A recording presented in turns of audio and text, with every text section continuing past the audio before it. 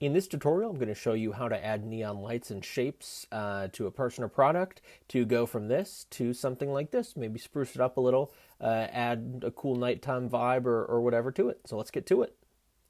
Before I start, I should say you want to make sure your subject is somewhat dark and your background is somewhat dark too. That allows for the best representation of that neon light to come through. The first thing we're going to do is we're going to add a new layer, and we're going to be working off that new layer.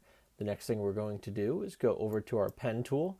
You can use any of these. We're just going to stick with our normal pen tool, and I'm going to do a triangle for the sake of this. So what we're going to do is we're going to click here, go over to here, down to here, and back up. Simple enough. The next thing we're going to do is we're going to click on one of our lines here, and then we're going to go down to fill path. So, excuse me, no, we're going to go down to stroke path. I always get those two mixed up. You're going to hit stroke path, and you're going to make sure you are on brush. You're going to hit OK. And as you see, my color's already been selected here. I picked a kind of a neon pinkish, a bright pink to go with this dark purplish background I got going on, and it complements the black nice.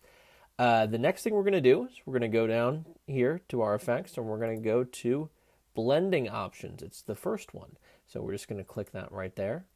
And then we have, let's pull that over here so you all can see, we have all our different things we can do here. So what we're going to do is we're going to hit inner glow, outer glow, and drop shadow.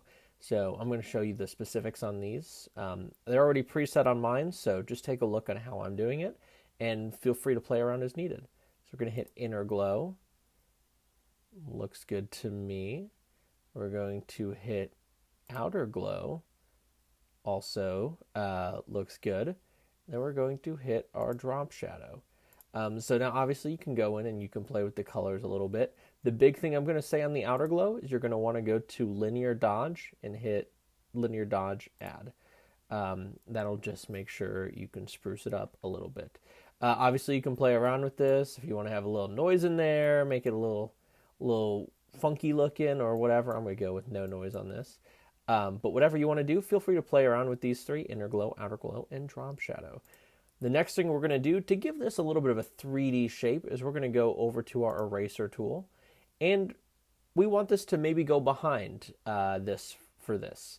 And we'll have it go under the sleeve here. So what I'm going to do is I'm just going to erase up in here. Now the cool part about erasing the line with what we just did is it'll keep the color looking pretty natural. You won't have to go in and erase the color around the line since you're already erasing the line. Should probably go for a smaller stroke here, but for the sake of this, I'm just going to keep with what I have.